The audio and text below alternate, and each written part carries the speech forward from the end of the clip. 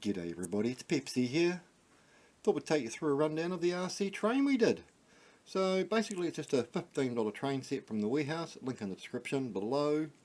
An RC unit out of a $35 RC car from the warehouse, link in the description below. They're not a sponsor, we just kind of like them. This RC unit's really great because it's got 4 different power outputs, which means I can control 4 different things.